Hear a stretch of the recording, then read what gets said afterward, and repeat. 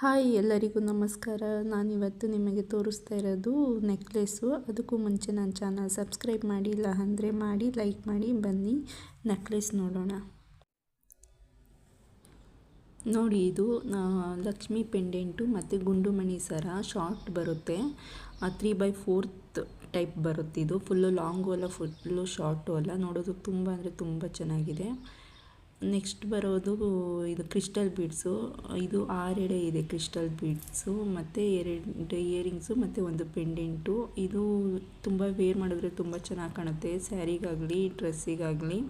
ನೋಡ್ಬೋದು ಹೇಗಿದೆ ಅಂತ. ಇದು ಬಂದುಬಿಟ್ಟು ವೆಂಕಟರಮಣದು ಚೋಕರ್ ಸೆಟ್ಟು, 1 ಎಳೆದು.